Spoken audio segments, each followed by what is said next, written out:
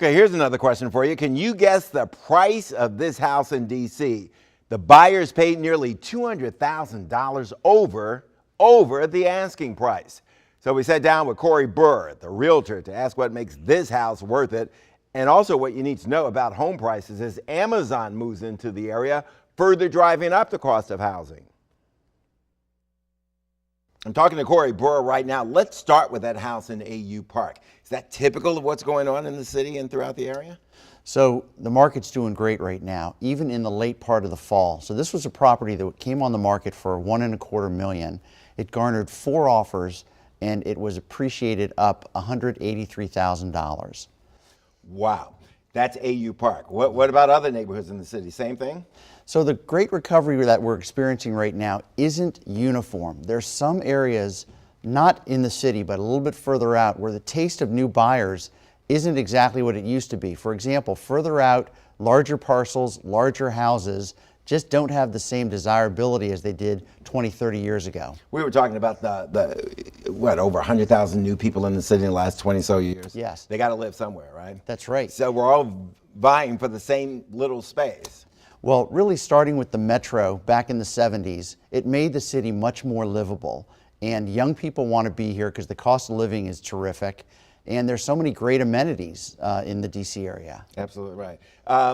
What happens to the working lower income family? Where do they live? Where can they buy, if anywhere? Where can they rent?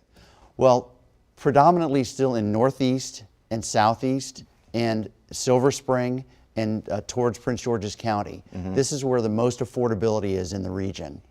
But it's an ongoing problem for the city government because they've got to be able to carve out programs and areas where these hardworking folks can live in the city. Mm-hmm. These people are being squeezed out, aren't they? And we haven't even talked about the poor. The poor normally get what's left over, if anything. So where are they going? Even further out, well beyond the suburbs, that sort of thing? Most likely, yes. Being forced out of the city. Okay.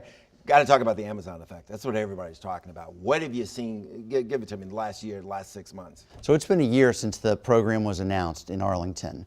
And what we're seeing is investors sight unseen buying studio and 1-bedroom apartments. The appreciation in that area has been towards 40% in Arlington and Alexandria. 40%? Yeah, in some neighborhoods. Yeah.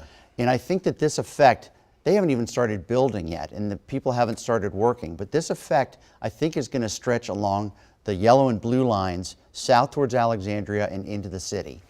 Wow. And 40% already. Who's going to occupy these houses? Who's going to move into these apartment units, these condos? Well, a lot will be the Amazon workers who want to be close to their jobs. And they'll be making 6 figures plus, right? That's what we're told, at least? Yes. Okay. What about the people not making that? The people that have to support the Amazon workers, the people that work at the grocery stores, the cops, the firefighters, those kind of people? Well, again, we're getting to the metro effect, that they can be in that neighborhood within about 10 minutes if they're close to a metro stop along the blue and yellow lines. This is like Manhattan. This is like San Francisco. We wanted all the good stuff, but Corey, we didn't want things to be this expensive, did we? No, we certainly don't. But it's what happens. We're a world capital. And for many years, we were a very inexpensive world capital.